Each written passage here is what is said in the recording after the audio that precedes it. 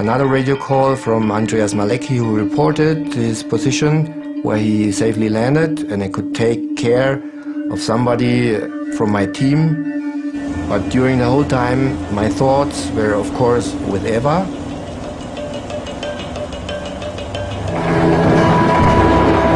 Eva has now reached a height of almost 7,000 meters.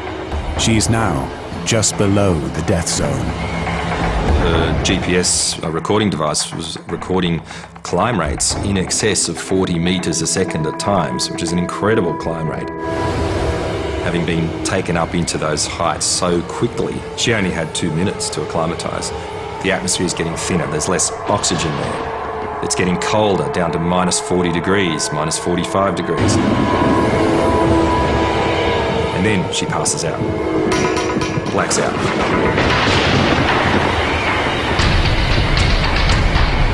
No longer in control of her glider, Eva is now hurtling up through the storm at 100 kilometers per hour.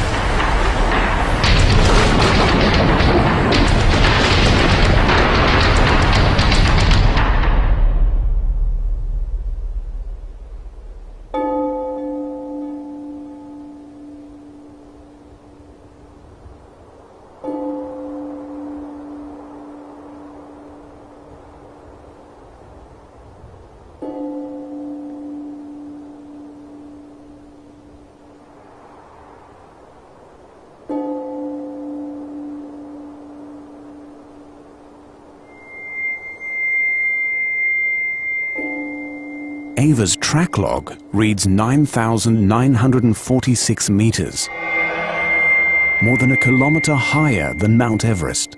She's at the very edge of the stratosphere.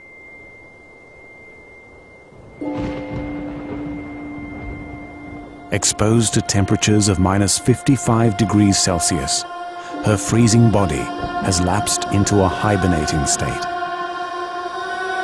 The glider kept flying at that point, and at the very top of the storm cloud, the air isn't as turbulent anymore, so it didn't actually need any piloting inputs, because the paraglider is actually very stable due to a pendular situation. The pilot hangs underneath like a pendulum and gives it stability. So her being blacked out inherently wasn't such a dangerous thing. If anything, it might have even saved her life. The freezing temperature has slowed Eva's metabolism down. Her body now focuses its remaining resources on keeping her vital organs working. Lack of oxygen at that altitude, normally you would only survive 10 or 20 seconds. Mountaineers can survive at extreme altitudes in specialist clothing, with slow acclimatization and bottled oxygen. Eva, floating 10 kilometers above Earth, has only flimsy clothing and no life support. She should, in theory, already be dead. She needed to get down as quick as she could before the lack of oxygen and the temperature took its toll and killed her.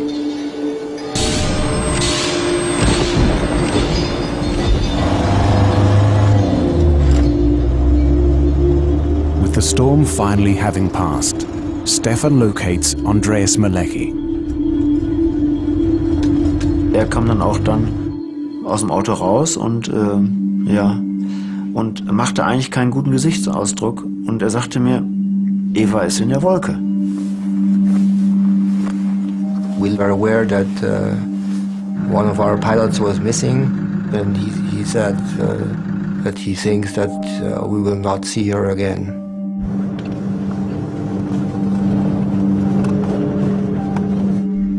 So dass wir dann eigentlich ganz klar die Vermutung hatten, das kann keiner überleben in dem Gewitter.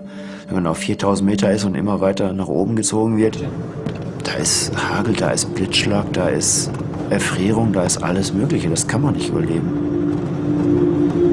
The German team starts to sweep the vast Manila flatlands for Eva. If she had escaped the storm and managed to land, she will almost certainly require medical assistance. Ja, also ich habe dann direkt versucht, Evas Handy anzutelefonieren. Und da war kein Freizeichen, also da hörte man gar nichts, also der Anschluss war tot.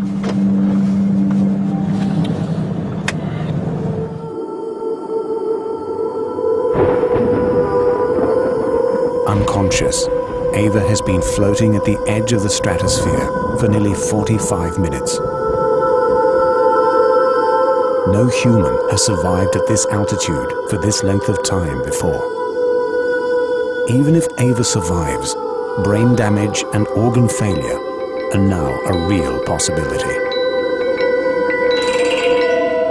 There's Eva at over 30,000 feet in the ice crystal zone at the top of a storm cloud, being suspended by 6 kilograms of nylon called a paraglider. Her body was slumped to one side as she was unconscious.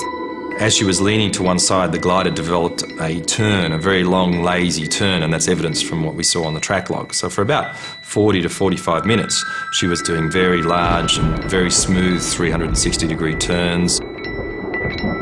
At minus 55 degrees Celsius, Ava's wing has iced over, and her harness is now heavy with hail. Suddenly, the wing stalls and collapses.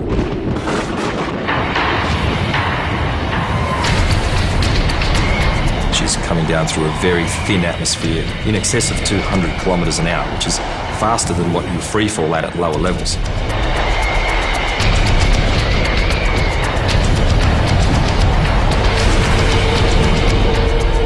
So short of the lines actually snapping, it doesn't get much worse than this. She hasn't got very many seconds to go before she runs into the ground.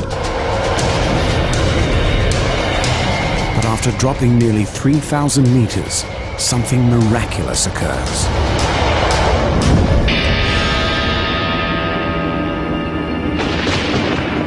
At around 6,900 meters, the glider reopens and starts flying again, all by itself.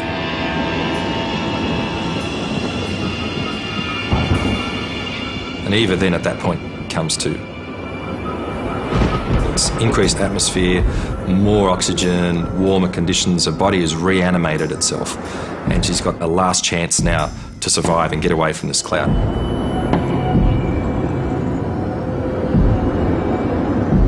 When I woke up, I didn't know for how long time I was unconscious.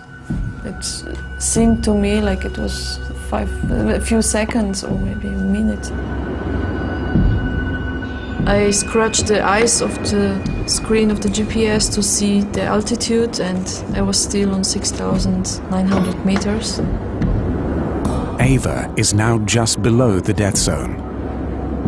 Disoriented and enveloped in thick cloud, she has almost zero visibility, and her glider is covered in ice.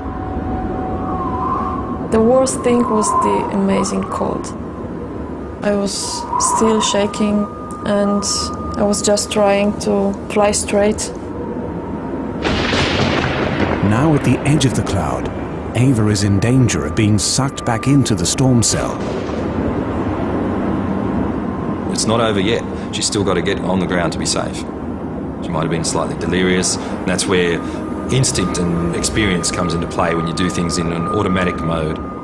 She had the presence of mind and the stubbornness and the willpower to keep flying the glider and to make good decisions. That was really critical then for her not to do something silly like perform a manoeuvre that she might lose control in, for example. A lesser pilot may have not managed to do that under those circumstances.